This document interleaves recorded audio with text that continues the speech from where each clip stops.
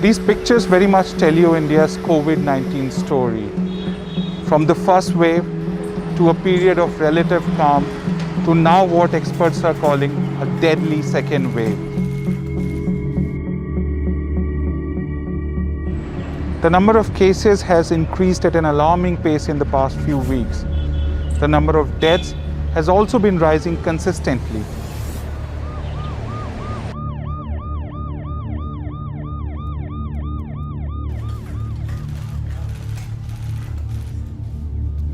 I'm outside one of the most prominent hospitals in Delhi where ambulances have been coming every few minutes. The scenes are not very different in other cities like Mumbai and Bangalore. But not every patient who comes gets a bed straight away. And that is causing massive anxiety to patients and their families.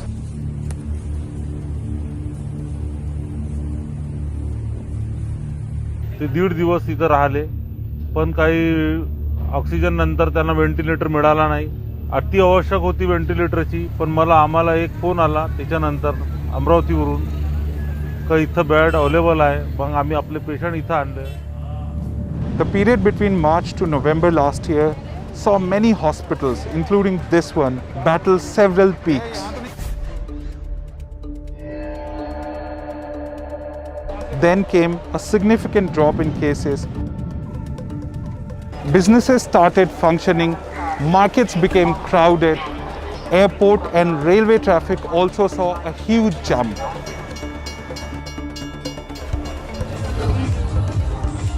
Dance clubs, malls, gyms and swimming pool all started functioning at full capacity. Crowded festivals like Holi and very recently the Kumbh Mela were also being organized. Big election rallies were held in 5 poll-bound states. And one thing was common among all of them. COVID safety protocols were not being followed. People were not maintaining social distancing and were not wearing masks.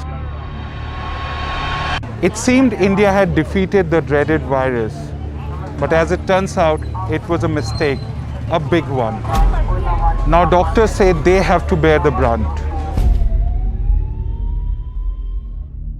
You reach the hospital and it is absolute pandemonium. Patients, oxygen saturations dropping, patients getting ventilated, your juniors calling you to be in the ICU at that point in time. And inside the COVID ICU, it's a completely, it's a mind-boggling scenario at times, especially at the peaks of the pandemic.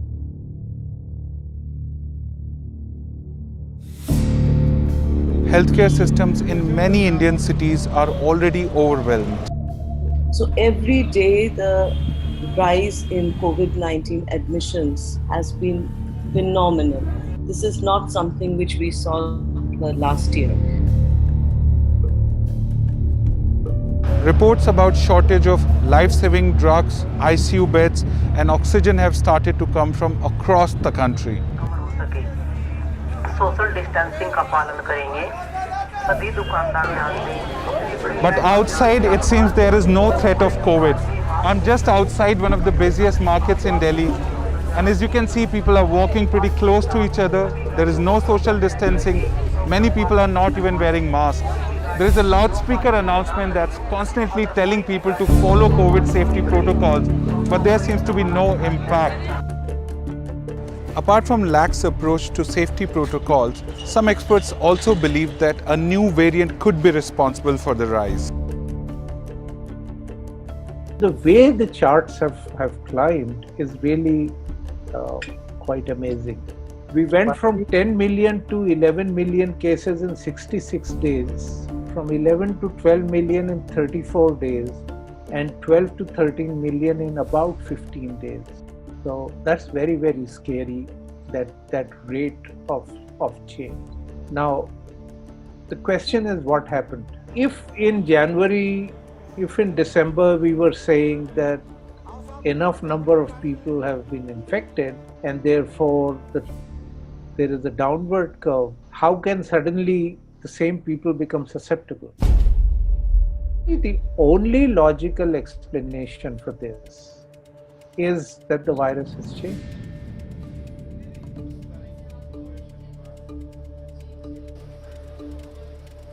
Experts say time is running out and India needs to take some stringent, urgent action to halt the spread.